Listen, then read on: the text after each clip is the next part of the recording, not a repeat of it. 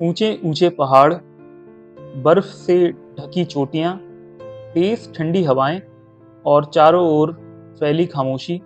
अचानक एक तेज सीटी जैसी आवाज गूंजती है और चारों ओर देखते हैं और दूर एक चट्टान पर खड़ा गोल मटोल सतर्क सा एक जीव दिखाई देता है।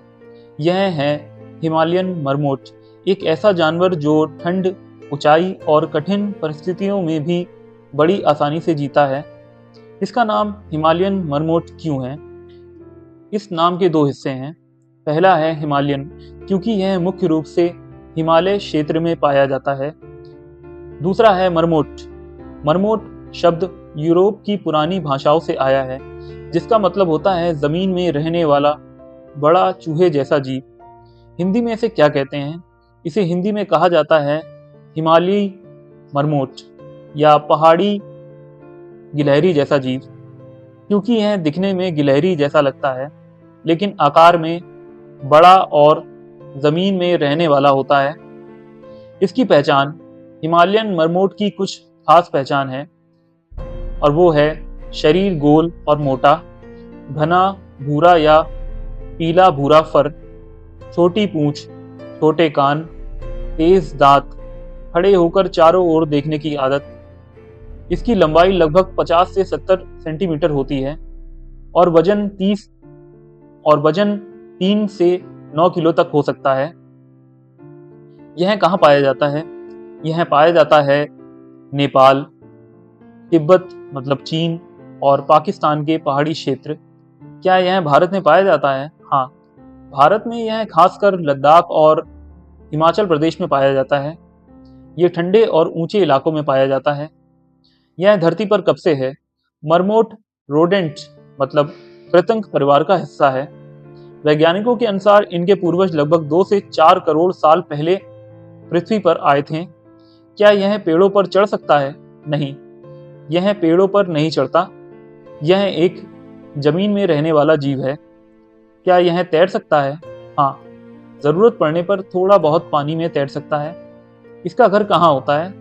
यह अपना घर खुद बनाता है। जमीन के अंदर गहरी बिल बनाकर रहता है। इस बिल में कई सुरंगें होती हैं, अलग अलग कमरे होते हैं, एक जगह सोने के लिए, एक जगह बच्चों के लिए। सर्दियों में यह इसी बिल में रहता है। हाइबरनेशन मतलब सर्दियों की नींद, यह इसकी सबसे खास बातों में से एक है। सर्दियों में यह 6 से 8 महीने तक सो सकता है। इसे कहते हैं हाइबरनेशन। इस दौरान इसका शरीर धीमा हो जाता है। यह खाना नहीं खाता, ऊर्जा बचाकर जीवित रहता है। इसका भोजन क्या है? यह पूरी तरह शाकाहारी है।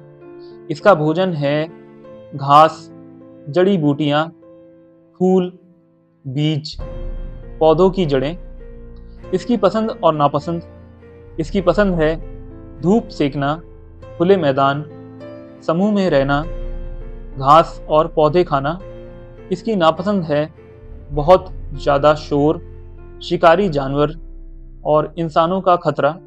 इसकी खासियत है तेज चेतावनी प्रणाली, मतलब खतरा देखकर यह सीटी जैसी आवाज करता है ताकि बाकी मरमोट सतर्क हो जाएं। हाइबरनेशन यानी लंबे समय तक बिना खाए सो सकता है। ठंड सहने की क्षमता, यह 20 डिग्री सेल्सियस या उससे भी कम तापमान सह सकता है। इसकी कमजोरी, धीमी गति और जमीन पर रहने की वजह से आसानी से दिखाई देना। शिकारी जैसे लोमड़ी, शिकारी पक्षी, जंगली कुत्ते। पर्यावरण के प्रति योगदान, हिमालयन मरमोट का एक प्रकृति में बड़ा योगदान है। जी हाँ, हिमालयन मरमोट का प्रकृति में एक बड़ा योगदान है। मिट्टी को खोदकर उपजाऊ बनाता है, जमीन में हवा पहुंचाता है, पौधों के बीज फैलाता है।